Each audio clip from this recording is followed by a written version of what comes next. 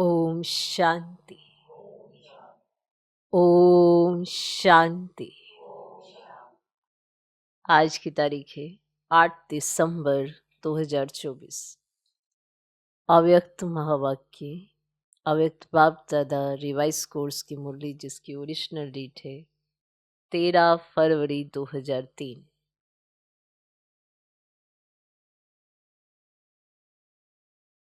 मुरली का सार: वर्तमान समय अपना रहमदिल और दाता स्वरूप प्रत्यक्ष करो। वर्तमान समय अपना रहमदिल और दाता स्वरूप प्रत्यक्ष करो।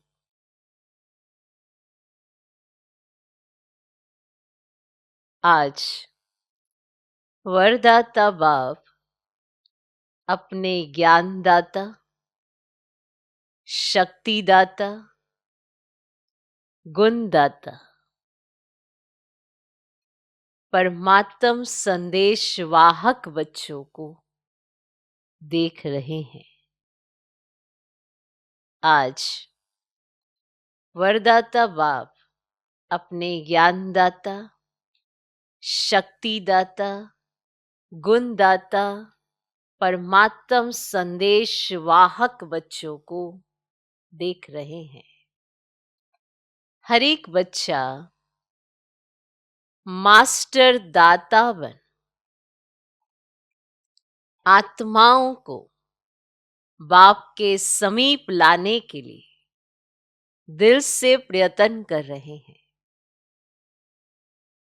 हर एक बच्चा मास्टर दाता बन आत्माओं को बाप के समीप लाने के लिए दिल से प्रयत्न कर रहे हैं। विश्व में अनेक प्रकार की आत्माएं हैं, है ना? विश्व में अनेक प्रकार की आत्माएं हैं। किन आत्माओं को ज्ञान अमृत चाहिए, अन्य आत्माओं को शक्ति चाहिए, गुण चाहिए। आप बच्चों के पास सर्व अखंड खजाने हैं। तो किन आत्माओं को ज्ञान अमृत चाहिए, अन्य आत्माओं को शक्ति चाहिए, गुण चाहिए। आप बच्चों के पास सर्व अखंड खजाने हैं। हर एक आत्मा की कामना पूर्ण करने वाले हो। दिन प्रतिदिन समय समाप्ति का समीप आने के कारण अब आत्माएं कोई नया सहारा ढूंढ रही हैं। समाप्ति का समय समीप आ रहा है तो आत्माएं नया सहारा ढूंढ रही हैं। तो आप आत्माएं नया सहारा देने के निमित्त बनी हुई हो। बाप दादा बच्चों के उमंग उत्साह को देख खुश है। एक तरफ आवश्यकता है और दूसरे तरफ उमंग उत्साह है। उनकी तो जरूरत है, उनको चाहिए, ज्ञान चाहिए, शक्ति चाहिए, गुण चाहिए, उनकी आवश्यकता है। और आप में उमंग उत्साह है। आवश्यकता के समय एक बूंद का भी महत्व होता है। तो इस समय आपकी दी हुई अंजलि का, संदेश का भी महत्व है। क्लियर हो? तो इस समय आपकी दी हुई अंजलि का, संदेश का भी महत्व है। वर्तमान समय आप सभी बच्चों का रहमदिल और दाता स्वरूप प्रत्यक्ष होने का समय है। देख लो, वर्तमान समय आप सभी बच्चों का रहमदिल और दाता स्वरूप प्रत्यक्ष होने का समय है। आप ब्राह्मण आत्माओं के अनादि स्वरूप में भी दातापन के संस्कार भरे हुए हैं। इसीलिए कल्प वृक्ष के चित्र में आप वृक्ष की जड़ में दिखाए हुए हैं। आप ब्राह्मण आत्माओं के अनादि स्वरूप में भी दातापन के संस्कार भरे हुए हैं, माना देने के संस्कार। इसीलिए कल्प वृक्ष के चित्र में आप वृक्ष के जड़ में दिखाए हुए हैं, क्योंकि जड़ द्वारा ही सारे वृक्ष को सब कुछ पहुंचता है। इसीलिए डाला जड़ में जाता है, पहुंचता सारे वृक्ष को है। तो आप अनादि स्वरूप में भी दातापन के संस्कार में भरे हुए हैं और अभी वृक्ष की जड़ में दिखाए हुए हैं। तो जड़ द्वारा ही सारे वृक्ष को सब कुछ पहुंचता है। आपका आदि स्वरूप देवता रूप, उसका अर्थ ही है देवता। देवता अर्थात देने वाला, देवता अर्थात देने वाला। आपका मध्य का स्वरूप पूज्य चित्र है, तो मध्य समय में भी पूज्य रूप में आप वरदान देने वाले, दुआएं देने वाले, आशीर्वाद देने वाले दाता रूप हो। जब देवता हो तब भी देने वाले, और जब मध्य समय है उस समय आपके पूज्य रूप में आप वरदान देने वाले, दुआएं देने वाले, आशीर्वाद देने वाले दाता रूप हो। तो आप आत्माओं का विशेष स्वरूप ही दातापन का है। तो विशेष अंडरलाइन दातापन पर है। तो अभी भी परमात्म संदेश वाहक बन विश्व में बाप की प्रत्यक्षता का संदेश फैला रहे हैं। तो हर एक ब्राह्मण बच्चा चेक करो कि अनादि आदि दातापन के संस्कार हर एक के जीवन में सदा इमर्ज रूप में रहते हैं। चेक करो। तो हर एक ब्राह्मण बच्चा चेक करो कि अनादि आदि दातापन के संस्कार हर एक के जीवन में सदा इमर्ज रूप में रहते हैं, माना सदा इमर्ज रहता है। दातापन के संस्कार वाले आत्माओं की निशानी है, लिख लो, दातापन के संस्कार वाली आत्माओं की निशानी है वे कभी भी ये संकल्प मात्र भी नहीं करते कि कोई दे तो देवे, कोई करे तो करे, नहीं।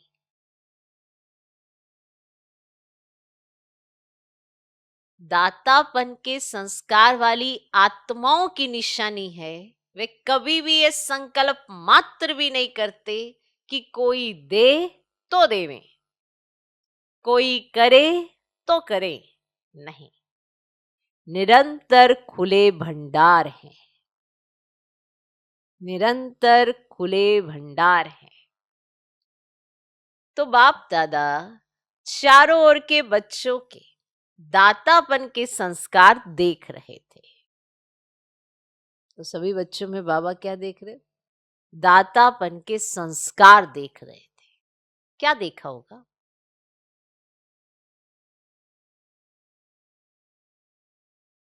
नंबरवार तो है ही ना। कभी भी ये संकल्प नहीं करो ये हो तो मैं भी ये करूं, ये हो तो मैं भी ये करूं। दातापन के संस्कार वाले को सर्व तरफ से सहयोग स्वतः प्राप्त होता है ना। कोई आपको सहयोग दे तो ही आप सहयोग देंगे। किसने मुझे कौन सा सहयोग दिया है तो मैं क्यों दूं? ऐसे उसके संस्कार नहीं होते। कोई करे तो मैं करूं, दातापन के संस्कार वाले को सर्व तरफ से सहयोग स्वतः प्राप्त होता है। ना सिर्फ आत्माओं द्वारा, लेकिन प्रकृति भी समय परमान सहयोगी बन जाती है, जिसके अंदर दातापन के संस्कार है, देने के संस्कार है। सिर्फ आत्माएं ही उसको सहयोग नहीं देती, प्रकृति भी उसको सहयोग देती है। ये सूक्ष्म हिसाब है कि जो सदा दाता बनता है, उस पुण्य का फल समय पर सहयोग। देखो, हर समय आपको सहयोग नहीं चाहिए होता। ऐसा नहीं कि आपको हर घड़ी किसी का सहयोग चाहिए होता है, पर समय पर सहयोग, चाहे आत्माओं द्वारा, चाहे प्रकृति द्वारा, चाहे समय द्वारा, हर चीज आपको सहयोग देने लगे। ये जिसके अंदर संस्कार होते हैं दातापन के, उसको मिलता है। ये उसके साथ नेचुरल होता है। वो कहता नहीं है कि कोई आत्माएं मुझे सहयोग दे, क्योंकि उसके अंदर संस्कार है देने के, तो उसकी चाहना नहीं रहती। लेकिन हर एक उसको सहयोग जरूर देता है, प्रकृति तक उसको सहयोग देती है। क्यों? क्योंकि उसके अंदर संस्कार है दातापन के। इस पर आप विचार जरूर करना। कई बार परमात्मा महावाक्यों को आप समझते हो कि पॉसिबल नहीं है, पर ये पॉसिबल है अगर हम पहला पॉइंट याद रखें तो। आपको सहयोग लेना तो याद है, पर मेरा पार्ट क्या होना चाहिए वो याद नहीं है। मेरा पार्ट है दातापन का, तो सहयोग तो स्वतः मिलने वाला है, पर दातापन का संस्कार नहीं है और सहयोग पूरा चाहिए। तो कैसे रहते हैं जान सकते हैं सब। फिर स्वभाव कैसा हो जाता है, फिर कौन से संस्कार इमर्ज होते हैं, वो भी जान सकते हैं सब। तो जब दातापन के संस्कार होते हैं तो सर्व तरफ से उसको क्या मिलता है? सहयोग मिलता है। मिलता है कि नहीं मिलता है?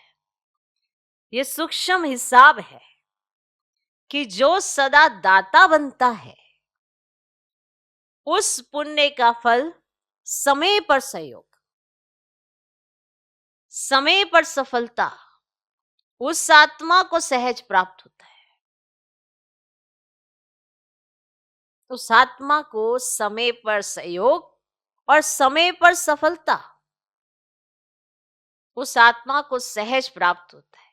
इसीलिए सदा दातापन के संस्कार इमर्ज रूप में रखो। इस पॉइंट पर तो अंडरलाइन ही कर लो, क्योंकि हमारी नजर है कौन सहयोग दे रहा है। हमारी नजर होनी चाहिए कि मेरा कौन सा संस्कार प्रत्यक्ष हो रहा है, तो सहयोग तो मिलेगा ही मिलेगा। नहीं मिलेगा? मिलेगा? नहीं मिलेगा? मिलेगा ही मिलेगा। तो सदा दातापन के संस्कार इमर्ज रूप में रखो। पुण्य का खाता 1 का 10 गुना फल देता है। अगर आप पुण्य कर्म करते हो तो आपको 1 का 10 गुना फल मिलता है। तो सारे दिन में नोट करो। संकल्प द्वारा, वाणी द्वारा, संबंध संपर्क द्वारा पुण्य आत्मा बन पुण्य का खाता कितना जमा किया? नोट करो। तो सारे दिन में नोट करो। संकल्प द्वारा, वाणी द्वारा, संबंध संपर्क द्वारा पुण्य आत्मा बन पुण्य का खाता कितना जमा किया? मनसा सेवा भी पुण्य का खाता जमा करती है। वाणी द्वारा किसी कमजोर आत्मा को खुशी में लाना, परेशान को शान की स्मृति में लाना, दिल शिकस्त आत्मा को अपनी वाणी द्वारा उमंग उत्साह में लाना, संबंध संपर्क से आत्मा को अपने श्रेष्ठ संग का रंग अनुभव कराना, इस विधि से पुण्य का खाता जमा कर सकते हो। क्लियर? कि कैसे पुण्य का खाता जमा करोगे? मनसा सेवा करोगे, पुण्य का खाता जमा होता है। वाणी द्वारा किसी कमजोर आत्मा को खुशी में लाना, परेशान को शान की समृद्धि में लाना, दिल शिकस्त आत्मा को अपनी वाणी द्वारा उमंग उत्साह में लाना, संबंध संपर्क से आत्मा को अपने श्रेष्ठ संग के रंग में लाना, उसका अनुभव कराना, इस विधि से पुण्य का खाता जमा कर सकते हो। इस जन्म में इतना पुण्य जमा करते हो, इस जन्म में इतना पुण्य जमा करते हो जो आधा कल्प पुण्य का फल खाते हो। और आधा कल्प आपके जड़ चित्र पापी आत्माओं को वायुमंडल द्वारा पापों से मुक्त करते हैं। वो उस वायुमंडल में ही तो आते हैं ना, जड़ चित्रों के वायुमंडल।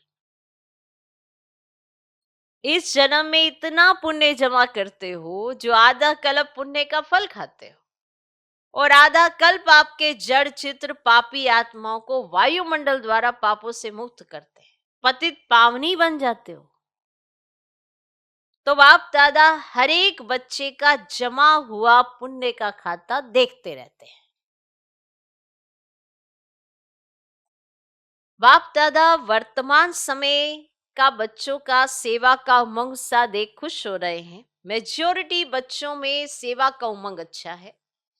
सभी अपने अपने तरफ से सेवा का प्लान प्रैक्टिकल में ला रहे हैं। इसके लिए बाप दादा दिल से मुबारक दे रहे हैं। अच्छा कर रहे हैं और अच्छा करते रहेंगे। सबसे अच्छी बात यह है, सभी का संकल्प और समय बिजी हो गया है। हर एक को यह लक्ष्य है कि चारों ओर की सेवा से अभी उलाहने को पूरा जरूर करना है। ब्राह्मणों के दृढ़ संकल्प में बहुत शक्ति है। अगर ब्राह्मण दृढ़ संकल्प करें तो क्या नहीं हो सकता,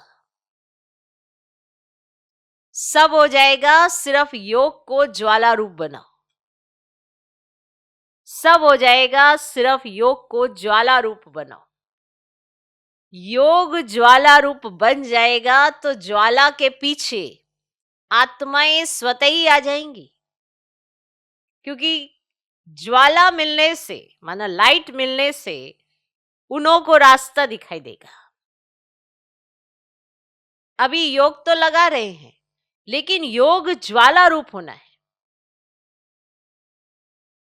सेवा का उमंग उत्साह अच्छा बढ़ रहा है, लेकिन योग में ज्वाला रूप अभी अंडरलाइन करनी है। आपकी दृष्टि में ऐसी झलक आ जाए जो दृष्टि से कोई ना कोई अनुभूति का अनुभव करे। आपकी दृष्टि में ऐसी झलक आ जाए जो दृष्टि से कोई ना कोई अनुभूति का अनुभव करे। बाप दादा को फॉरेन वालों ने ये जो सेवा की थी, कॉल ऑफ टाइम वालों की, उसकी विधि अच्छी लगी कि छोटे से संगठन को समीप लाया। ऐसे हर जोन, हर सेंटर अलग अलग सेवा तो कर रहे हो, लेकिन कोई सर्व वर्गों का संगठन बनाओ। बाप दादा ने कहा था कि बिखरी हुई सेवा बहुत है, लेकिन बिखरी हुई सेवा से कुछ समीप आने वाली आत्माएं, योग्य आत्माओं का संगठन चुनो और समय प्रति समय उस संगठन को समीप लाते रहो और उन्हों को सेवा का उमंग बढ़ाओ। बाप दादा देखते हैं कि ऐसी आत्माएं हैं, लेकिन अभी वे पावरफुल पालना संगठित रूप में नहीं मिल रही है। वो पावरफुल पालना संगठित रूप में नहीं मिल रही है। अलग अलग यथाशक्ति पालना मिल रही है। संगठन में एक दो को देखकर भी उमंग आता है, ये कर सकता है, मैं भी कर सकता हूं, मैं भी करूंगा, तो उमंग आता है। बाप दादा अभी सेवा का प्रत्यक्ष संगठित रूप देखना चाहते हैं। मेहनत अच्छी कर रहे हो, हर एक अपने वर्ग की, एरिया की, जोन की, सेंटर की कर रहे हो, बाप दादा खुश होते हैं। अब कुछ सामने लाओ। प्रवृत्ति वालों का भी उमंग बाप दादा के पास पहुंचता है, और डबल फॉरेनर्स का भी डबल कार्य में रहते सेवा में स्वयं के पुरुषार्थ में उमंग अच्छा है, ये देख करके भी बाप दादा खुश है। ब्राह्मण आत्माएं वर्तमान वायुमंडल को देख विदेश में डरते तो नहीं है, क्योंकि विदेश में जो ऐसे चल रहा है, तो ब्राह्मण आत्माएं वर्तमान वायुमंडल को देख विदेश में डरते तो नहीं है। कल क्या होगा, कल क्या होगा, ये तो नहीं सोचते हैं। कल अच्छा होगा, अच्छा है और अच्छा ही होना है। जितनी दुनिया में हलचल होगी उतनी ही आप ब्राह्मणों की स्टेज अचल होगी। जितनी दुनिया में हलचल होगी उतनी ही आप ब्राह्मणों की स्टेज अचल होगी। ऐसे है। डबल विदेशी हलचल है या अचल है? अचल है। हलचल में तो नहीं है ना। जो अचल है वह हाथ उठाओ, जो अचल है वह हाथ उठाओ। या हलचल में है? अचल है। कल कुछ हो जाए तो भी अचल है ना। क्या होगा? कुछ नहीं होगा। आप ब्राह्मणों के ऊपर परमात्म छत्र छाया है। जैसे वाटर प्रूफ, कितना भी वाटर हो लेकिन वाटर प्रूफ द्वारा वाटर प्रूफ हो जाते हैं, ऐसे ही कितनी भी हलचल हो लेकिन ब्राह्मण आत्माएं परमात्म छत्र छाया के अंदर सदा सदा प्रूफ है। बेफिक्र बादशाह हो ना, कि थोड़ा थोड़ा फिक्र है, क्या होगा नहीं, बेफिक्र स्वराज्य अधिकारी बन, बेफिक्र बादशाह बन, अचल अडोल सीट पर सेट रहो। स्वराज्य अधिकारी बन, बेफिक्र बादशाह बन, अचल अडोल सीट पर सेट रहो। सीट से नीचे नहीं उतरो। अपसेट होना अर्थात सीट पर सेट नहीं है तो अपसेट है। सीट पर सेट नहीं तो अपसेट है। सीट पर सेट जो है वह स्वप्न में भी अपसेट नहीं हो सकता। लिख लो। सीट पर सेट जो है वह स्वप्न में भी अपसेट नहीं हो सकता। माताएं क्या समझती हो? सीट पर सेट होना, बैठना आता है, हलचल तो नहीं होती ना। बाप दादा कंबाइंड है। जब सर्वशक्तिवान आपके कंबाइंड है तो आपको क्या डर है? अकेले समझेंगे तो हलचल में आएंगे, कंबाइंड रहेंगे तो कितनी भी हलचल हो लेकिन आप अचल रहेंगे। ठीक है माताएं? ठीक है, ठीक है ना? कंबाइंड है ना, अकेले तो नहीं। बाप की जिम्मेवारी है। अगर आप सीट पर सेट हो तो बाप की जिम्मेवारी है। लिख लो। अगर आप सीट पर सेट हो तो बाप की जिम्मेवारी है, अपसेट हो तो आपकी जिम्मेवारी है। लिख लो बड़े बड़े अक्षरों में। अगर सीट पर सेट हो तो बाप की जिम्मेवारी है, और अगर अपसेट हो तो आपकी जिम्मेवारी है। हो गया ना फर्क? अगर आप अपसेट हो तो आपकी जिम्मेवारी, अगर सीट पर सेट माना अपने स्वमान में स्थित हो, बाबा ने इतनी मान सम्मान दिया है उसमें स्थित हो, अपने आप को समझते हो कि मैं कौन हूं, अगर उसमें स्थित हो तो वो आपकी जिम्मेवारी है। और अगर आप अपसेट हो तो फिर ये आपकी जिम्मेवारी है। आत्माओं को संदेश द्वारा अंजलि देते रहेंगे तो दाता स्वरूप में स्थित रहेंगे। तो दातापन के पुण्य का फल शक्ति मिलती रहेगी। चलते फिरते अपने को आत्मा करावनहार है और ये कर्मेंद्रियां करनहार कर्मचारी हैं। ये आत्मा की स्मृति का अनुभव सदा इमर्ज रूप में हो। ऐसे नहीं कि मैं तो हूं ही आत्मा, ऐसे नहीं कि मैं तो हूं ही आत्मा, नहीं, स्मृति में इमर्ज हो। मर्ज रूप में रहता है, लेकिन इमर्ज रूप में रहने से वह नशा, खुशी और कंट्रोलिंग पावर रहती है। वो नशा, वो खुशी और वो कंट्रोलिंग पावर रहती है। मजा भी आता है। क्यों? साक्षी होकर के कर्म कराते हो तो बार बार चेक करो कि करावनहार होकर कर्म करा रही हूं। जैसे राजा अपने कर्मचारियों को ऑर्डर में रखते हैं, ऑर्डर से चलाते हैं, ऑर्डर करते हैं ना, ऑर्डर से कराते हैं ना। जैसे राजा कर्मचारियों को ऑर्डर से कराते हैं, ऐसे आत्मा करावनहार स्वरूप की स्मृति रहे तो सर्व कर्मेंद्रियां ऑर्डर में रहेगी, माया के ऑर्डर में नहीं रहेंगी, आपके ऑर्डर में रहेंगी। नहीं तो माया देखती है कि करावनहार आत्मा अलबेली हो गई है, तो माया ऑर्डर करने लगती है, क्योंकि उसने देख लिया कि ये तो अपनी कर्मेंद्रियों को चला नहीं पा रही है ये आत्मा, चलो मैं ही इसको चला देती हूँ। तो वो थक गई है, तेरे से ये नहीं होगा, तेरे से ये हो नहीं पाता है, तू ये कर नहीं पाती है। ये माया आके कान में फू फू करती है और हम समझते हाँ ऐसा ही है, मैं बीमार ही रहती हूँ, मैं परेशान हूँ, कोई मुझे समझता भी तो नहीं है। हाँ, सो गई। अब तू सो जा, सो के तेरा पाप तो कुछ नहीं बनेगा, चलो पुण्य भी नहीं, तो ऐसे ही लगा रहेगा। हो गई। मैंने बड़ी कोशिश की मैं कर सकूं, हो ही नहीं रहा, तो मैं क्या करूं? है ना, अपनी कर्म इंद्रियों पे खुद का ही कंट्रोल नहीं, तो दूसरों की कर्म इंद्रियों पे थोड़ा करना है, खुद की कर्म इंद्रियों पर करना है।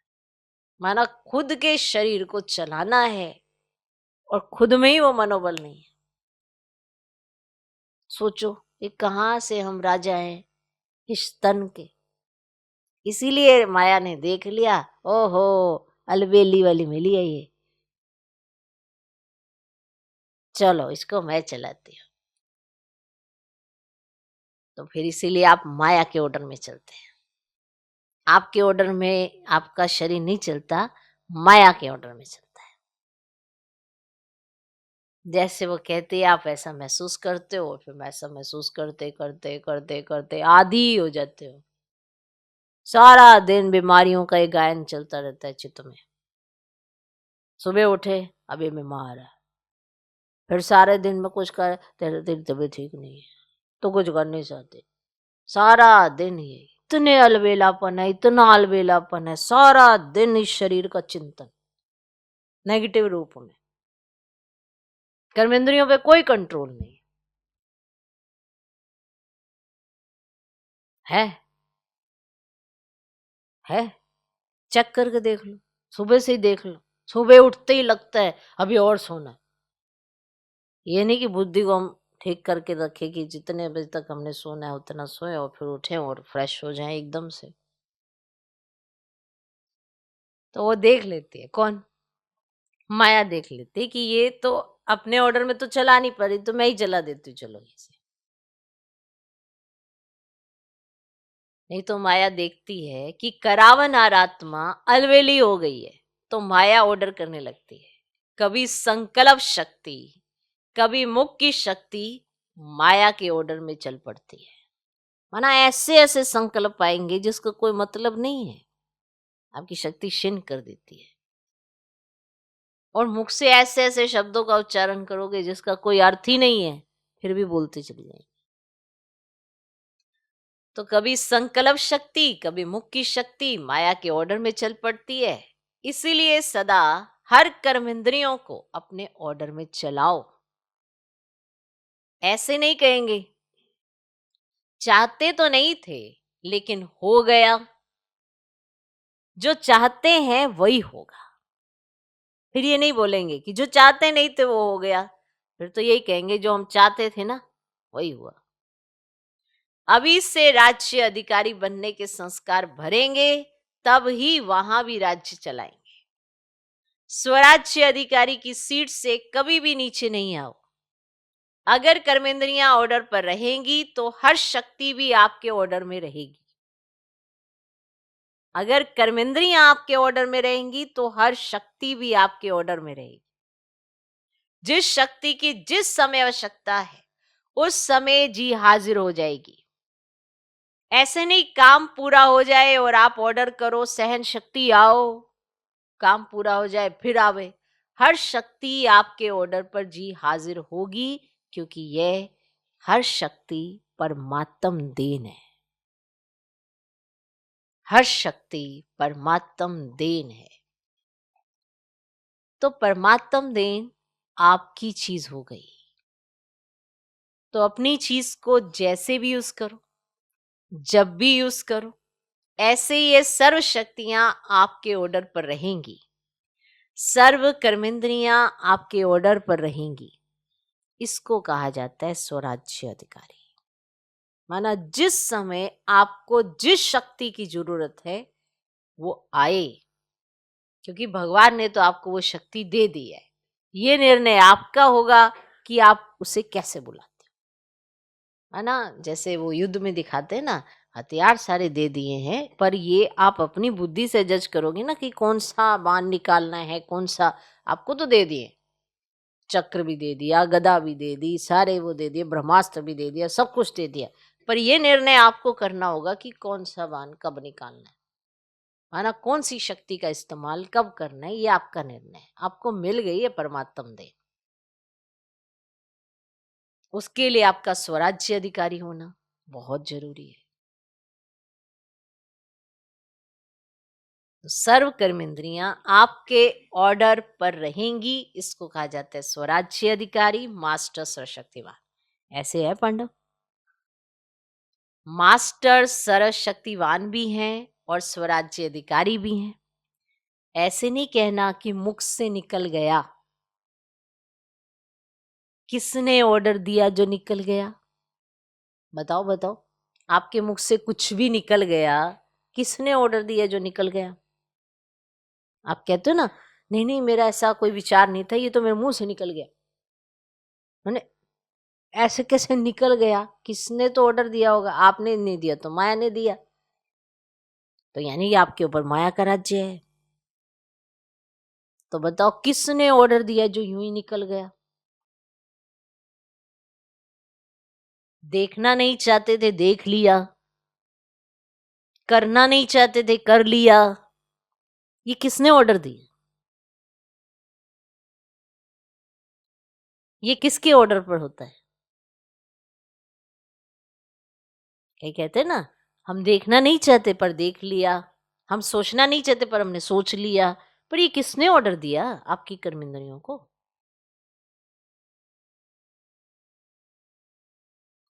इसको अधिकारी कहेंगे या अधीन कहेंगे? तो अधिकारी बनो, अधीन नहीं। अच्छा, बाप दादा कहते हैं जैसे अभी मधुबन में सब बहुत बहुत खुश हो, ऐसे ही सदा खुश आबाद रहना। जैसे मधुबन घर जाते तो सब बहुत बहुत बहुत खुश होते हैं, है ना। तो बाबा कहते ऐसे ही सदा खुश आबाद रहना। रूहे गुलाब है, देखो चारों ओर देखो, सभी रूहे गुलाब खिले हुए गुलाब हैं, मुरझाए हुए नहीं है, खिले हुए गुलाब हैं। तो सदा ऐसे ही खुश नसीब और खुशनुमा चेहरे में रहना। कोई आपके चेहरे को देखे तो आपसे पूछे क्या मिला है आपको, बड़े खुश हो। हरि का चेहरा बाप का परिचय दे। जैसे चित्र परिचय देते हैं, ऐसे आपका चेहरा बाप का परिचय दे कि बाप मिला है। अच्छा, सब ठीक है? सब ठीक है? विदेश वाले भी पहुंच गए हैं। अच्छा लगता है ना यहाँ?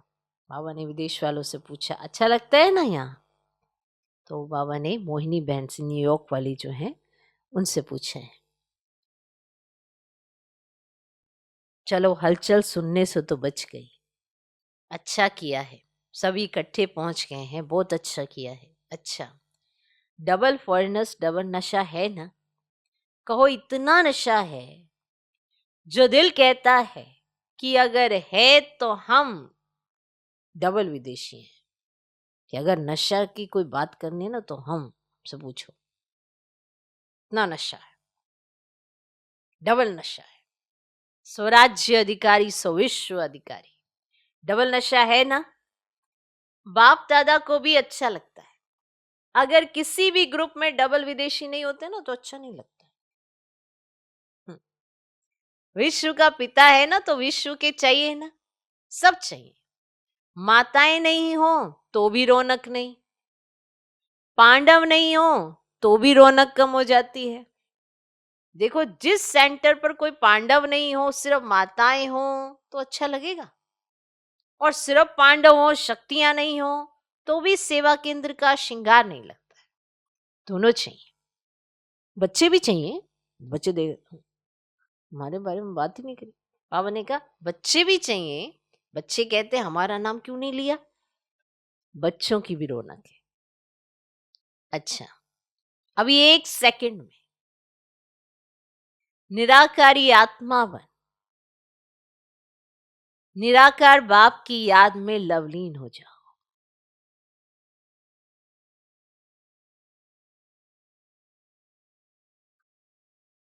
अच्छा,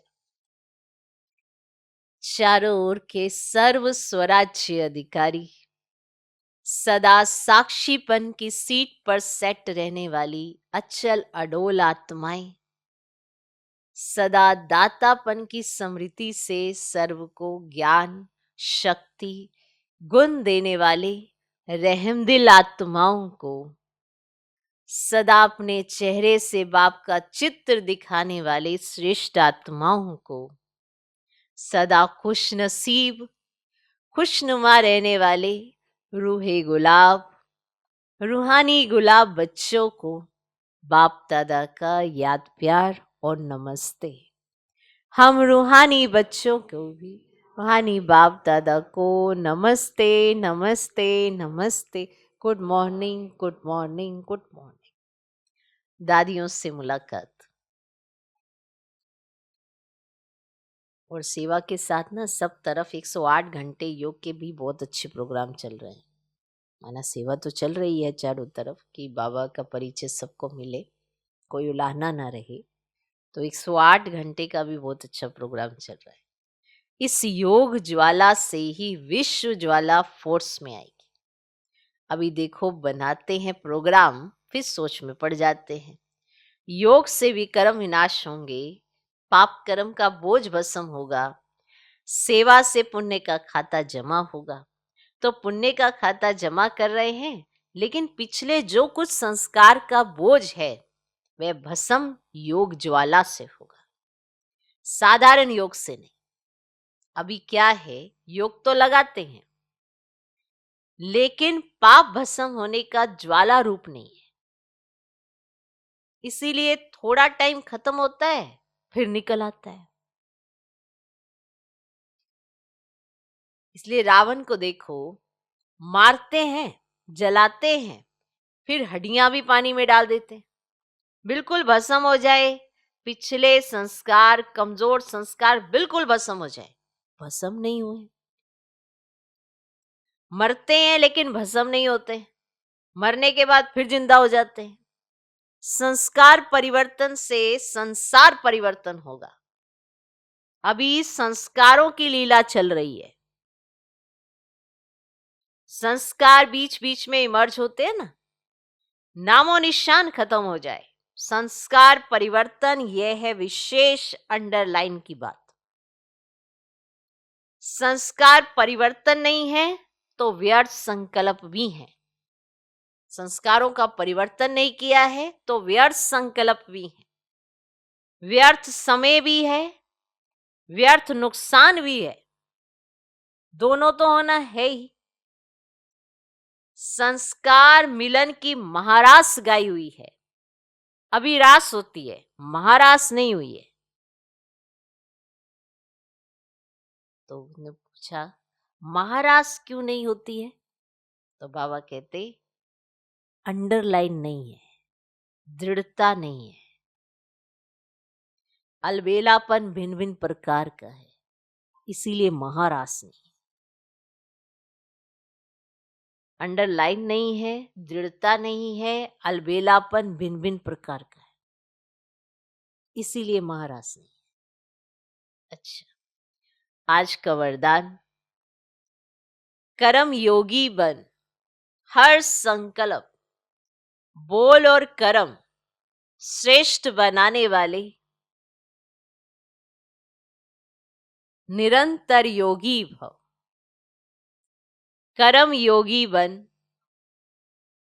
हर संकल्प बोल और कर्म श्रेष्ठ बनाने वाले, निरंतर योगी भव। कर्म योगी आत्मा का हर कर्म योग युक्त युक्ति युक्त होगा। अगर कोई भी कर्म युक्ति युक्त नहीं होता तो समझो योग युक्त नहीं है। अगर साधारण व व्यर्थ कर्म हो जाता है तो निरंतर योगी नहीं कहेंगे। कर्म योगी अर्थात हर सेकंड, हर संकल्प, हर बोल सदा श्रेष्ठ हो।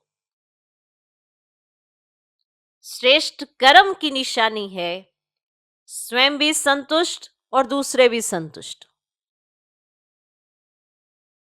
श्रेष्ठ कर्म की निशानी है स्वयं भी संतुष्ट और दूसरे भी संतुष्ट। ऐसी आत्मा ही निरंतर योगी बनती है।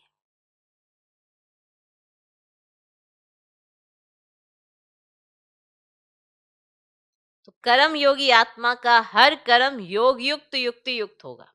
अगर कोई भी कर्म युक्ति युक्त नहीं होता तो समझो योग युक्त नहीं है। अगर साधारण व व्यर्थ कर्म हो जाता है तो निरंतर योगी नहीं कहेंगे। कर्म योगी अर्थात हर सेकंड, हर संकल्प, हर बोल सदा श्रेष्ठ हो। श्रेष्ठ कर्म की निशानी है स्वयं भी संतुष्ट और दूसरे भी संतुष्ट। ऐसी आत्मा ही निरंतर योगी बनती है। आज का स्लोगन, स्वयं प्रिय, लोकप्रिय और प्रभु प्रिय आत्मा ही वरदानी मूर्त है। स्वयं प्रिय, लोकप्रिय और प्रभु प्रिय आत्मा ही वरदानी मूर्त है।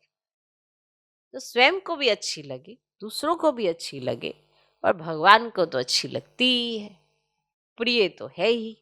तो ऐसी आत्माएं ही वरदानी मूर्त बनती हैं, तभी वो दूसरों को भी वरदान दे सकती हैं, क्योंकि वो परमात्म वरदान को अपने जीवन में सफल करती है। इसलिए वो स्वयं प्रिय भी बनती हैं, लोकप्रिय भी बनती हैं और प्रभु प्रिय भी बनती हैं। ओम शांति।